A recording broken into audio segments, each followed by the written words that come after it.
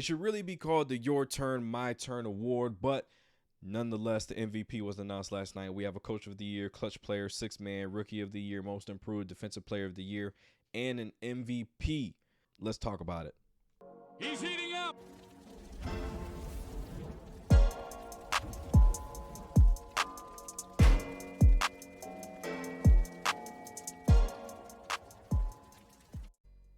It is May 3rd, Wednesday, and the MVP was announced last night. So we now have all of the end of the year awards votes in. We're just waiting on the first team, second team, and all that other semantics. But let's start with the Coach of the Year, okay? Before I talk about the winner, let's talk about the fact that there's a coach on this list, all right? The three finalists were Mike Brown, Mark Dragnault, or Dagnault, however you say his name, no disrespect, and Joe Mazzulla from Boston, okay? One of these teams is not like the others. Oklahoma City Thunder, young team on the rise. No disrespect to them. I mean, even, Sam Presti's probably one of the best executives in the entire organization or in the entire league, but I don't think Mark should have gotten a nod as a Coach of the Year candidate. Let's talk about my agenda here, okay? Eric Spoelstra should be in consideration each and every season as a Coach of the Year candidate. What he's been able to do in Miami, whether he's had stars, whether he's had, role players. Let's not forget, no D-Wade, no Chris Bosh, no LeBron James. And to end the season and have a chance at a playoff spot, the Miami Heat go 31-10 in their last 41 games. Like I said, superstars or not, he's going to do his job to the best of his ability. This year, they had a lot of injuries. Tyler Hero, Kyle Lowry. Bam was the only consistent one that was in the lineup. I mean, Duncan Robinson, Jimmy Butler. Everybody's in and out of the lineup with injuries, and somehow, some way, they still make the playoffs, and then ultimately they knocked off the number one seed, the Milwaukee Bucks. I think he should have gotten a little consideration, but I think the winner is absolutely correct. Mike Brown, the Sacramento Kings. I said when they added him in, he was going to have a great impact on this young core. You also add in Malik Monk to the equation. Him and De'Aaron Fox have a great relationship going back to Kentucky, best of friends. So there's chemistry there. There's leadership there in place. And you have the mindset that Mike Brown has been around some of the greatest NBA players in history. Absolute royalty. Tim Duncan, LeBron James, Kobe Bryant, Steph Curry, Klay Thompson, Draymond Green, Steve Kerr. He's been around some of the all-time greats in history. So it was only right that once he got the job, we would assume the Kings would do great things, and that they did. 48-34 record, first in points per game, first in offensive rating, and you finished third in the Western Conference.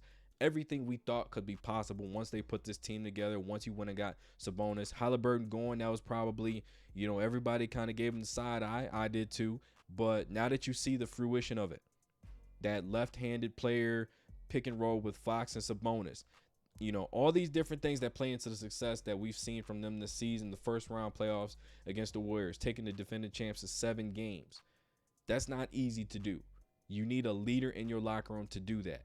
You need somebody at the helm of the ship to point it in the right direction, and Mike Brown did just that. Congratulations to the Kings. I am a believer in light the beam.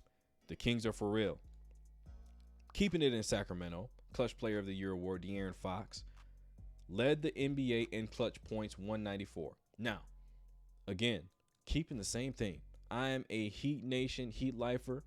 Jimmy Butler was second in the voting. Now, the reason why I think that Jimmy Butler should receive a little bit more consideration is because he's been doing this consistently for years. Same thing with DeMar DeRozan, but right now we're talking about Jimmy. Played the most clutch minutes. Miami played the most clutch games in the entire NBA. I think they had over 40. So having to perform over and over and over again consistently in those moments, being second in, clutch points, I think he should have got consideration. But De'Aaron Fox absolutely balled out this season. Absolutely balled out. All-star, led the league in clutch points, third seed in the West. And let's be honest, okay? If De'Aaron Fox was drafted as an LA Laker, number one, he would probably either still be there or be in New Orleans with Zion Williamson, or the Lakers could have had a championship with him as their point guard next to LeBron James. Let's talk about sixth man of the year. Malcolm Brogdon was the eventual winner over Bobby Portis from the Bucks, over Emmanuel Quickley from the Knicks. He averaged 15 points per game, 4 rebounds, 3.7 assists, 48, 44, 87 splits. I said as soon as they picked him up that this was going to be a problem because now you have depth, okay? Depth has been an issue for, a lot of teams that, when they get to the playoffs, you change your lineups, you dwindle it down to, just 8 guys. Can you swap out parts and not lose anything? That's one thing that made the Celtics so good. Al Horford goes to the bench. Okay, you come right back with Grant Williams, a capable defender and a capable shooter. Still, he can guard multiple positions. Or, you know what? Horford goes sit down. You got Robert Williams to rim protect, one of the best rim protectors in the league. Jason Tatum goes to the bench. Okay, Jaylen Brown, you take over the offense. Brown goes to the bench. Tatum, you take over. Derek White, Marcus Smart, one of you guys go sit down. Bring in Brogdon. He can be an assist guy. He can score points. He can facilitate the offense. He can initiate it. He can knock it down from outside. He does everything that's necessary to keep the ship afloat no matter who goes to the bench. No matter what role you need him to play, he can come and play that role. And if you need him to start, he can do that too. Rookie of the year, now sixth man. I think there's a consistent pattern that Malcolm Brogdon is going to do whatever is necessary to help his team win. Let's talk about rookie of the year, okay? I think this was a foregone conclusion as soon as the season started. Paolo Banchero was the best player by far in this class. I said it last year, before the season started. He was NBA ready. You can see it. The way he was playing in the summertime and even at Duke, but the way he was playing in the summertime, the way he was able to handle his, the physicality of going against some of the NBA guys, because in the summertime, there's no flopping. There's no referees that's going to bail you out. You better man up and guard. And there was a lot of guys that went toe-to-toe with him, and he held his own. I think there was a couple times, he went at DeJounte Murray. He went at, Aaron Gordon. He held his own. So that let me know that he was NBA. He was ready for the season that was coming up. One of the surprises, though, I do want to point out is Jalen Williams. He's going to be a key, integral part of OKC going forward. SGA, we know about him. Josh Giddey, one of my favorite players in the league, favorite young players in the league. And you got to add in Chet. He's going to come back. He's going to be healthy. But they have a lot of pieces. I mean, don't forget about Dort. Don't forget about, all of the shooters that they still have there. Jalen Williams is going to be, who do I liken him to? He's kind of like the guy that has the ability to do everything. Shoot, assist, rebound, defend, score. He's kind of like the way that we view Aaron Gordon for the Denver Nuggets. Whatever is needed from him on that night, that's what he can provide for you. But Paolo Banchero, 20 points per game, 7 rebounds, 3.7 assists, 42, 30, 74 splits. Obviously, he's a rookie, so they don't come in shooting a very high percentage. But for him having to shoot a very high clip of shots and, do a lot of the scoring and heavy lifting on a nightly basis for Orlando, that's not too bad. They finished with a 34-48 record. Most improved. This is where I kind of take a little bit issue, okay? Lauri Markkanen, he won the award over Jalen Brunson and SGA.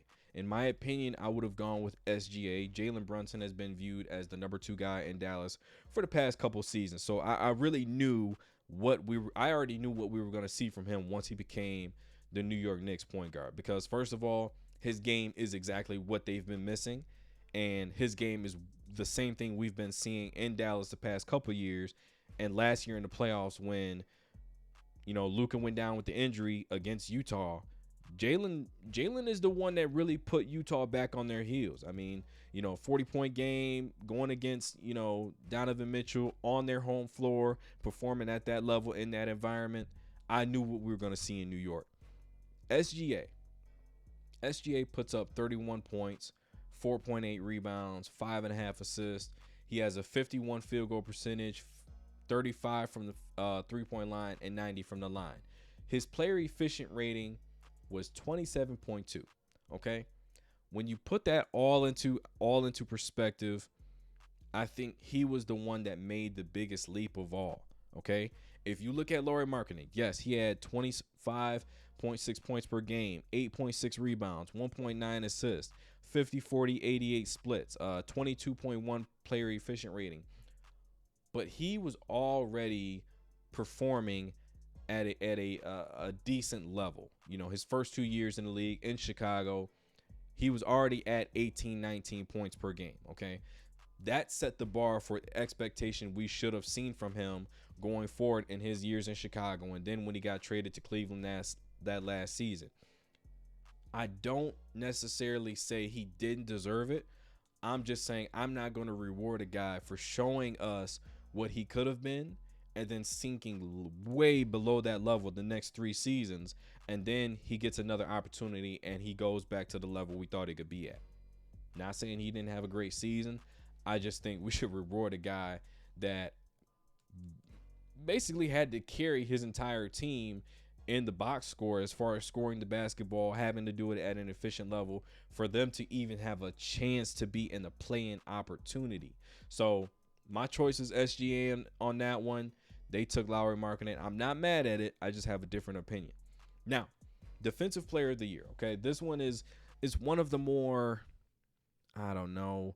It's one of the more, okay, what are we actually looking for from this? Are we looking at analytics? Are we looking at, the eye test? Are we looking at numbers? What are we looking at to determine who the best defender in the entire league was? Because if we're talking about, last year, Marcus Smart, was he really the best defender in the entire NBA? Because now we look at the list, he's not even in the top 3. He's not even a finalist. So, I mean, if you look at 6th man of the year, there was Manu Ginobili, Jamal Crawford. They were always popping up. J.R. Smith. Their names were always in the mix for that award.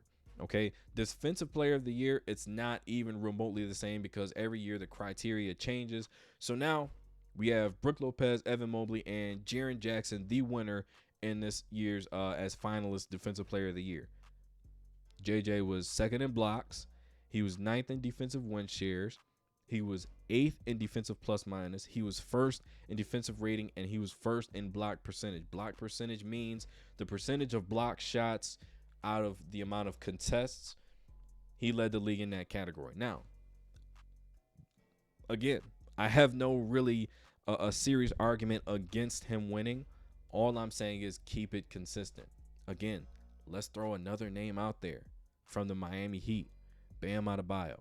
Okay, Bam has, and you can watch a Miami Heat game, you will see Bam on one single possession guard all 5 players, and it will happen multiple times throughout the course of the game. Just last night, I seen Bam versus the Knicks. He guarded Jalen Brunson. He guarded R.J. Barrett. He guarded Julius Randle, Mitchell Robinson, Josh Hart, Emmanuel Quickley. He guarded every single player on the floor at one time or another. Sometimes it plays into him, fouling because he gets so gassed. It plays into him not boxing out and getting rebounds because he's so tired from having to guard everybody on the court. And majority of the time, teams struggle shooting from the field when they're guarded by him. So, again, I'm going to throw my guy's name in a hat, but I understand that the criteria may be different, especially depending on who is actually doing the votes for these, categories. So, look, congrats to Jaren Jackson, but I'd like to see my guys throwing in there a little bit more for the things that they do on a nightly basis. Also, Bam Adebayo is an all-star in his own right as well. So, last but not least, okay, this is the one award that actually kind of bothers me. Not because of who won it, but how they won it. And you'll see what I'm saying in a minute. Most Valuable Player Award winner for 22-23 season was Joel Embiid. He beat out Giannis Antetokounmpo, a 2-time winner, and Joker, who was also a 2-time winner. Joel Embiid had 33.1 points per game, 10 rebounds, 4.2 assists, 54, 33, and 86 splits with a 31.4 per. And the Philadelphia 76ers finished the regular season with a 54-28 record. Let's talk about the MVP award, okay? Let's go down memory lane, okay? 2009 and 2010, LeBron James won the award, okay? Before I say what I'm about to say next, if LeBron does not go to South Beach, 2011, the award winner was going to be Dwayne Wade. You give him a guy like Chris Bosh, and, D-Wade got his body right at the time. So I would imagine that was going to be a very explosive year for the Heat, whether LeBron was there or not. But let's get back to it. 2009, LeBron. 2010, LeBron. So 2011, you basically say, okay, well, I mean, who else deserves a turn? All right. Derrick Rose, 2011.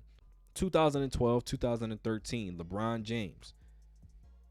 So you say, all right, well, I mean, over that span, who could have deserved an opportunity to win this award? Kevin Durant. So KD wins it in 2014. In 2015, 2016, you give the award to Steph Curry, not realizing that Kevin Durant was going to leave for the Warriors. You give the award to Westbrook for averaging a triple-double. So guess who that pushes back? James Harden. That pushes James Harden a year back. So we say, well, I mean, we would give it to you, James, but this dude just averaged a triple-double and drug his team to the playoffs, so our hands are tied.